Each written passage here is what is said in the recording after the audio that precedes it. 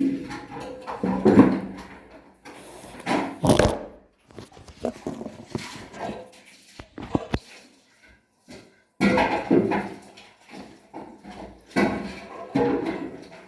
First year, विषय सूक्ष्म अर्थशास्त्र. सूक्ष्म पेपर पहिला. सूक्ष्म अर्थशास्त्रामध्ये मजुरीचा जीवननिर्वाह व्यय सिद्धांत. या सिद्धांतानुसार प्रत्यक्षात असलेला मजुरीचा दर जीवननिर्वाह व्ययापेक्षा कमी असेल तर बरेच श्रमिक विवाह करणार नाहीत व कुटुंबातील खाणाऱ्याच्या संख्या वाढणार नाहीत. परिणामतः श्रमिकाच्या पुरवठ्यात घट होईल आणि वेतन वाढून जीवननिर्वाह बरोबर होईल.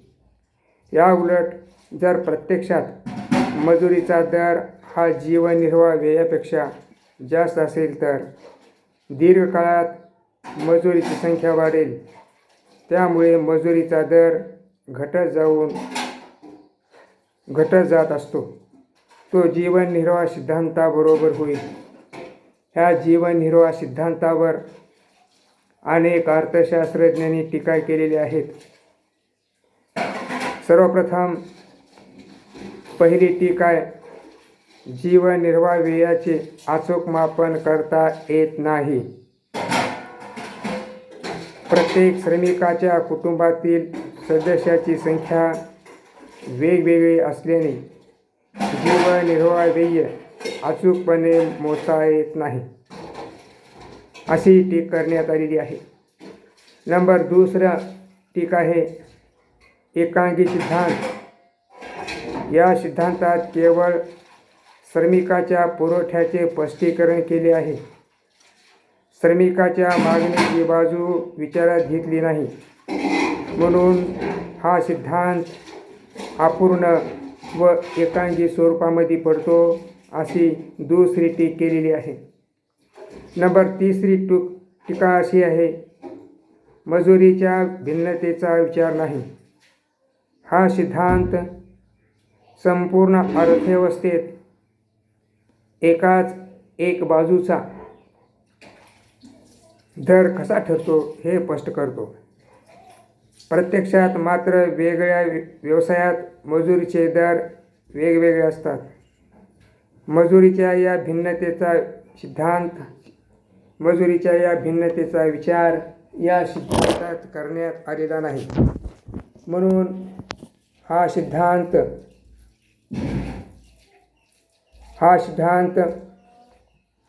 वास्तविक केलेला नाही.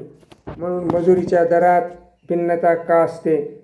त्यानंतर जीवननिर्वाह व्यय स्थिर असतो. सिद्धांत जीवननिर्वाह व्यय स्थिर असतो असे गृहीत मानले आहे.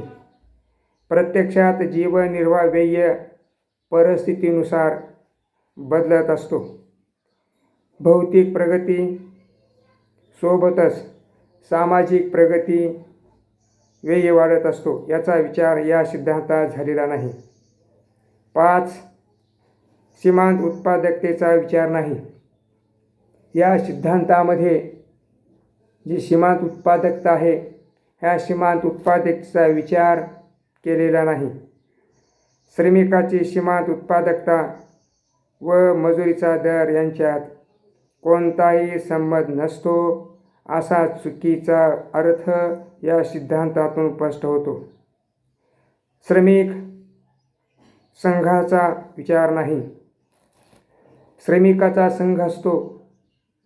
श्रमिकाला जास्त मजुरी हवी असते आणि उत्पादकाला कमी मजुरी द्यावी वाटते.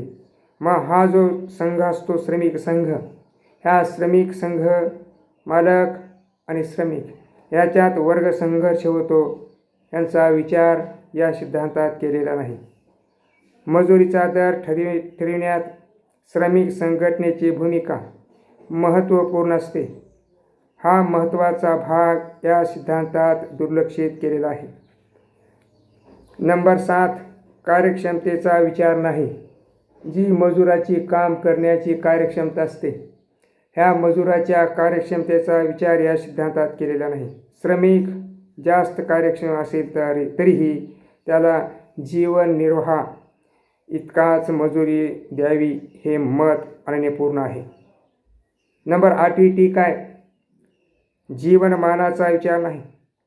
मजुरीचा दर जीवननिर्वाहापेक्षा जास्त असेल तर लोकसंख्या वाढते हे मत चुकीचे आहे.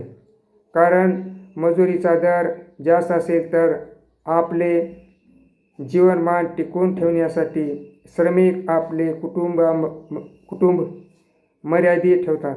त्यामुळे लोकसंख्या वाढत नसते. ही वस्तुस्थिती या सिद्धांतात विचारात घेतली नाही. त्यानंतर 9वी टीका आहे की मजुरीचा जीवननिर्वाह सिद्धांत, मजुरीचा सीमांत उत्पादकता सिद्धांत याचा विचार केलेला आहे.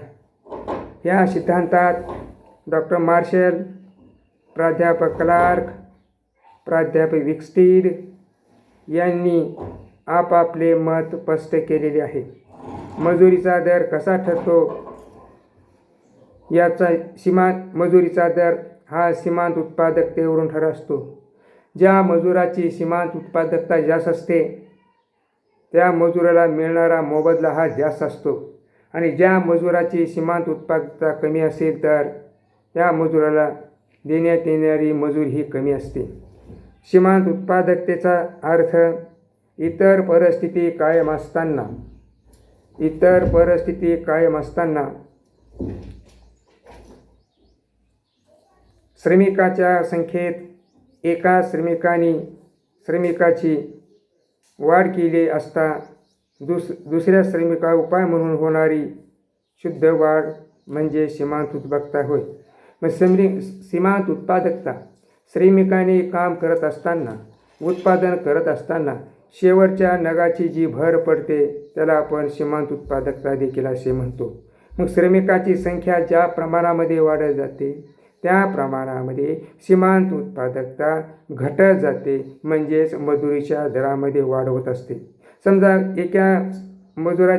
एक मजुराने जर एकूण उत्पादन 18 रुपये केले तर त्याची सीमांत उत्पादकता 18 होते आणि त्याला देण्यात येणारी मजुरी 12 रुपये होते. दुसऱ्या श्रमिकाने काम केले तर एकूण उत्पादनात 32 रुपये भर पडते आणि सीमांत उत्पादकता 15 होते आणि मजुरी देखील 15च होते.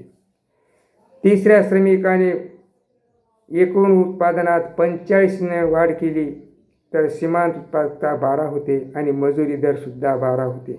म्हणून या 3 श्रमिकावर एकूण उत्पादनात सीमांत उत्पादकता 12 आणि मजुरीचा दर देखील 12. म्हणून याच ठिकाणी कोणताही उत्पादक मजुरीच्या संख्येमध्ये स्थिर ठेवतो. जर आपण मजुरीच्या संख्येत वाढ केली तर सीमांत एकूण उत्पादनात वाढ होते, परंतु सीमांत उत्पादनामध्ये घट होते, म्हणजे सीमांत उत्पादन 9 होते आणि मजुरी देखील 12 होते.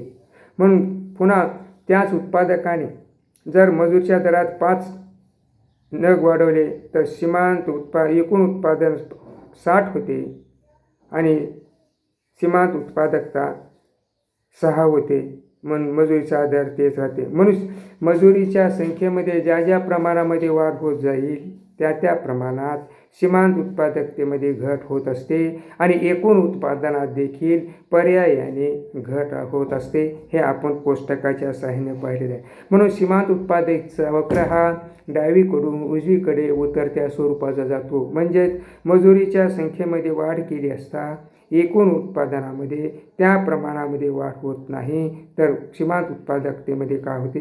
घट होते. म्हणून सीमांत उत्पादकतेचा वक्र हा डावीकडून उजवीकडे उतरत्या स्वरूपाचा असतो. सीमांत उत्पादकतेची